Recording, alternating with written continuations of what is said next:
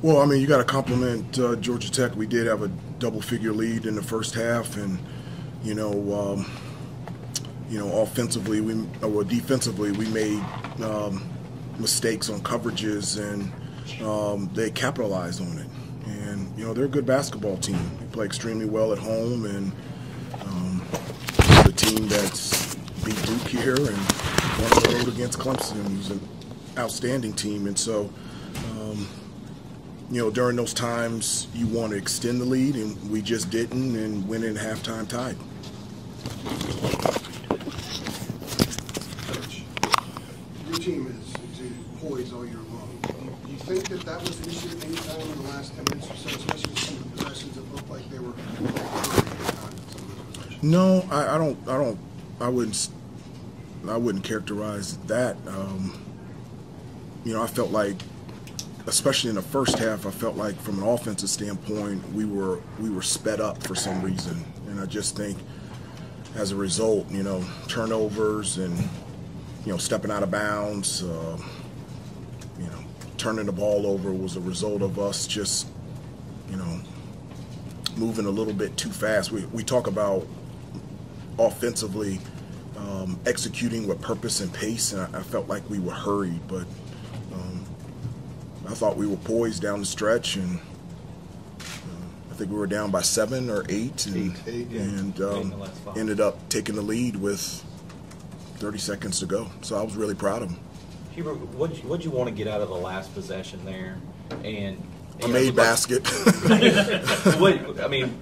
What'd you draw up? And it looked like RJ might have gotten fouled. And if you saw it that way. No, we wanted to get the ball to RJ on the run, and we were able to do that. I felt like he was in a position where, you know, he had an angle on his guy and had a couple steps on him. Other than that, I couldn't see anything.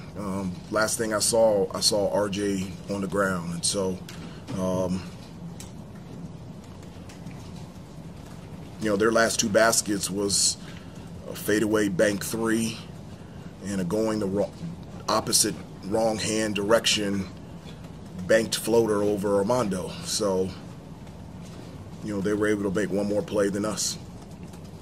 Did you expect the ball to be in Georgia's hands on that final Tech possession? I knew that anybody on Georgia Tech could make a play, and so you know, George feels comfortable in those situations, but we had the matchup, and Armando's a great on-ball defender.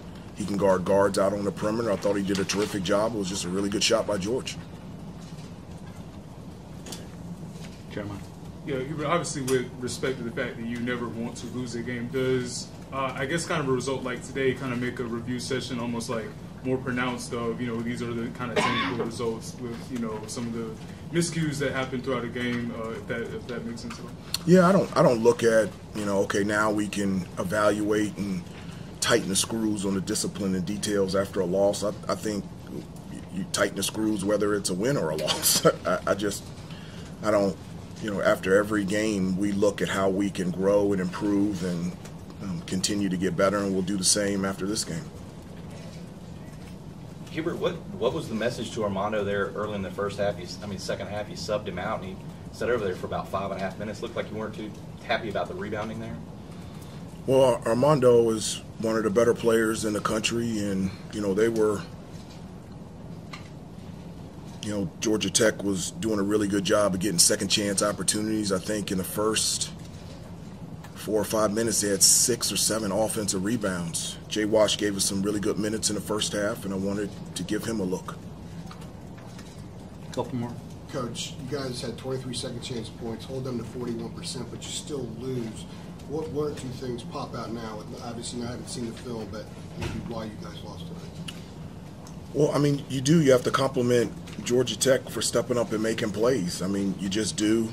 A huge bonus for us is our ability to get to the free throw line, and you know, we've made more free throws than Georgia Tech has even taken, and we both took 17 free throws. And you know, there's been very few occasions this year where we haven't shot the ball well from the free throw line. So 9 of 17, that's uncharacteristic for us. And so We didn't shoot the ball particularly well, especially from three.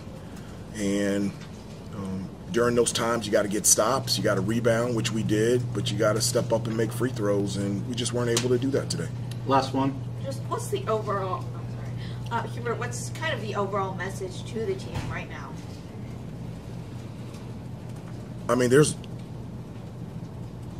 was proud of them. Let's go back to work. Let's fly home. Let's go back to work, and let's get ready for our next game. I mean, whether things work out for you or not, well, things don't work out for you. You can lay down, you can whine and complain, you can point fingers, and you can make excuses, or you can get back up and move forward.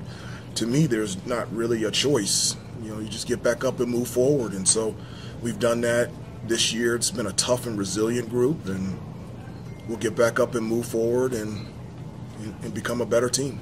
Thanks, Coach. Thanks, everybody. Yeah. Again, our players will